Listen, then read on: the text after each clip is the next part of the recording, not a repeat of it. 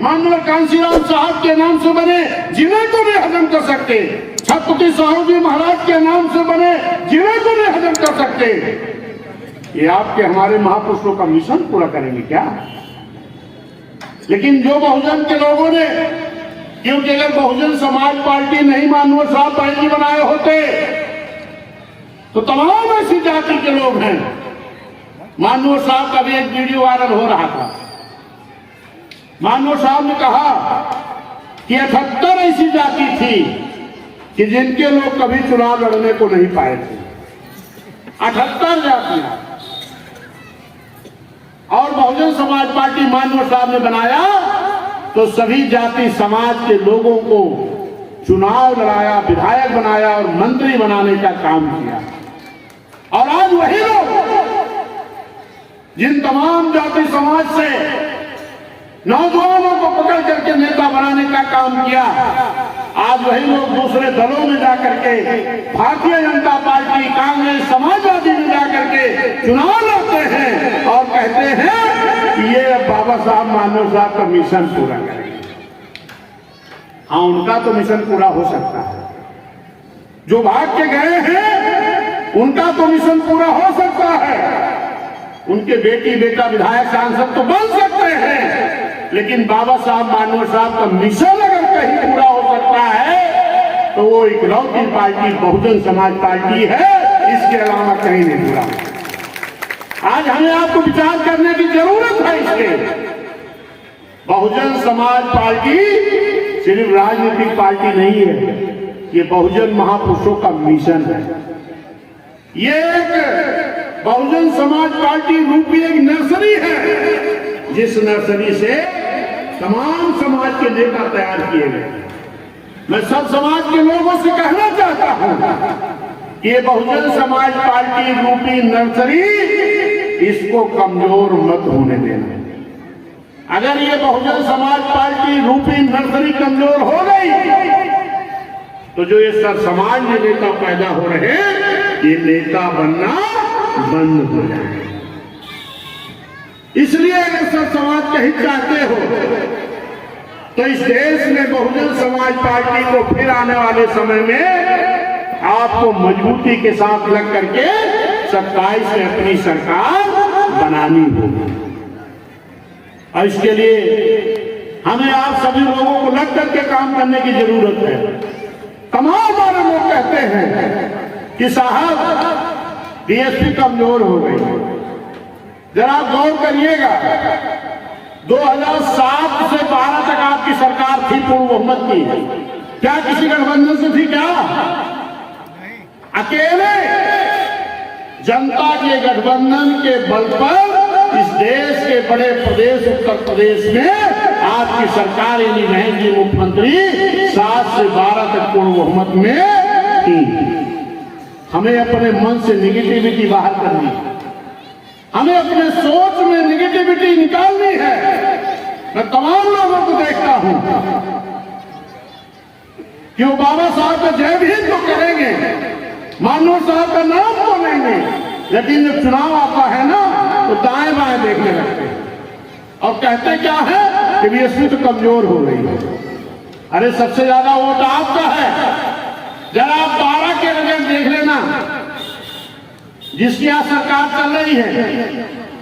2012 में भारतीय जनता पार्टी की हैसियत 2000, 4000, 6000 से ज्यादा नहीं थी। अब यहां तो आपको याद होगा किस विधानसभा में कितना वोट 12 में मिला था भाजपा को, लेकिन हम अपने यहां बता रहा हूं क्योंकि बगल जिला मेरा भी बीकापुर में 66 वोट भारतीय जनता पार्टी को मिला था 2012 में। गोसाईगंज से 4600, टांडा में 3500, दरियाबाद में आपके 3500। किसको? भाजपा को। कब? 12 में। लेकिन किसी चौराहे पे चर्चा नहीं हुई कि भारतीय जनता पार्टी खत्म हो। और वही भाजपा जिनकी 12 में 2000, 4000, 6000 की हैसियत थी, वही भाजपा 13 छोड़ के 14 में दिल्ली में पूर्ण बहुमत की सरकार बना दी, क्योंकि उनके लोगों के अंदर में मनों में निगेटिविटी नहीं आई। हम आपसे कहना चाहते हैं कि तब क्यों नहीं चर्चा हुई कि भाजपा खत्म हो गई, लेकिन आज बहुजन समाज पार्टी कितना भी कम पाई होगी तो 15, 20, 25, 50, 80, 90, 1 लाख तक वोट विधानसभा में आपको मिले।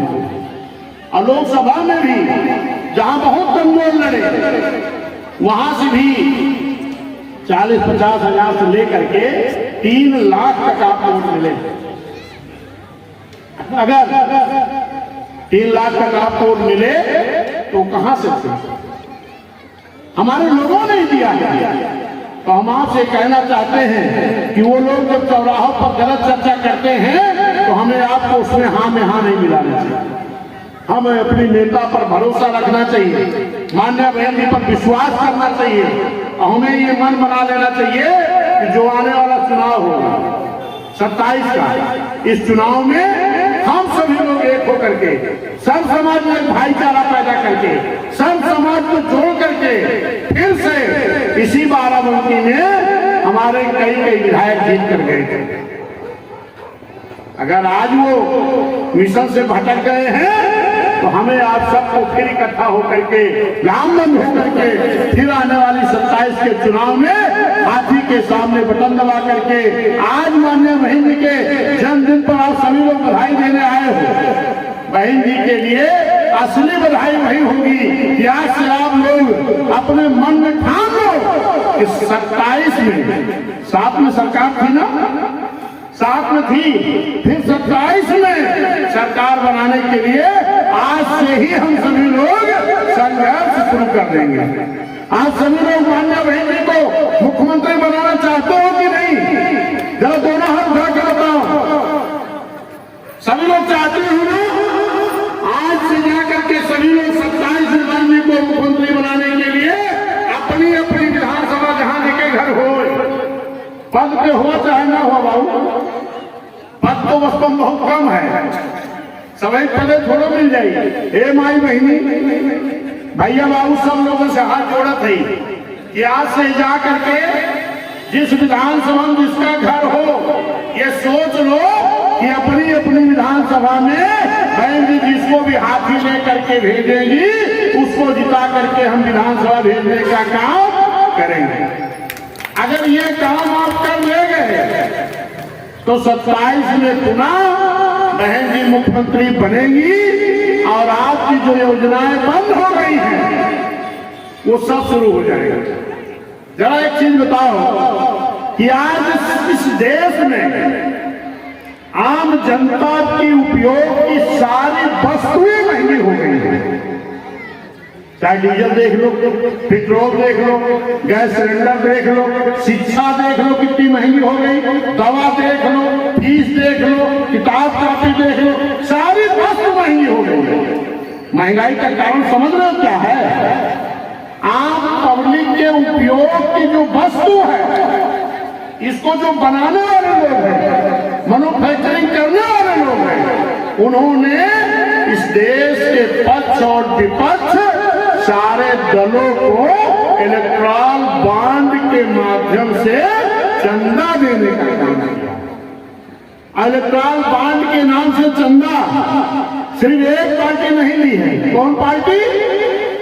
नहीं जानते क्या? बहुजन समाज पार्टी और माननीय बहन। क्यों? क्योंकि माननीय कांशीराम साहब कह के गए थे कि जिसका सहारा लोगे उसका इशारा मानना पड़ेगा। इसीलिए माननीय बहन जी किसी भी उद्योगपति से इलेक्ट्रल बॉन्ड के माध्यम से चंदा लेने का काम नहीं किया है। और आज जो महंगाई है ना, पक्ष विपक्ष इस पर दोनों नहीं बोलेंगे क्योंकि सारे दलों ने इलेक्ट्रल बॉन्ड के माध्यम से चंदा लिया है।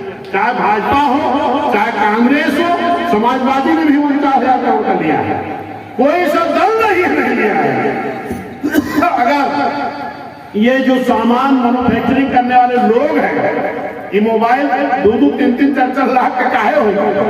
ये इसको बनाने वाले लोगों ने, दवा बनाने वाले लोगों ने, आपके उपयोग की वस्तु बनाने वाले लोगों ने अगर कई करोड़ चंदा दिए हैं तो ये कहां से छोड़ेंगे? ये आपकी ही लोग जेब से ले जाएंगे। आज महंगाई पर न पक्ष ना विपक्ष। महंगाई में कोई नहीं बोल रहे हैं, क्योंकि महंगाई करने वाले जो इस देश के मैन्युफैक्चरिंग करने वाले उद्योगपति हैं वो सब चंदा ले चुके हैं। तो ये मेरे साथियों, अगर महंगाई कम करनी है, नौजवानों को रोजगार चाहिए, नौजवानों को अच्छी शिक्षा चाहिए, किसानों को अच्छा मूल्य चाहिए, तो एक पार्टी बहुजन समाज पार्टी। साथियों, मैं अपनी बात समाप्त करूंगा, क्योंकि मैं तो आपके बीच में लगातार आता जाता रहता हूं, लेकिन आज सभी जितने साथियों ने हाथ उठाया है, आप सभी साथी जाकर के अपने अपने विधानसभा में तैयारी शुरू करेंगे अभी से, और आने वाली 27 तैयारी शुरू करके पुनः बहन जी की सरकार बनानी है। यही माननीय बहन जी के लिए बधाई होगी, जन्मदिन की बधाई होगी, और पुनः आप सबकी तरफ से, अपनी तरफ से, अपने प्रदेशवासियों की तरफ से माननीय बहन जी को जन्मदिन की पुनः बधाई देते हुए अपनी बात समाप्त करता हूँ। जय भीम, जय भारत, खुदा हाफिज, धन्यवाद।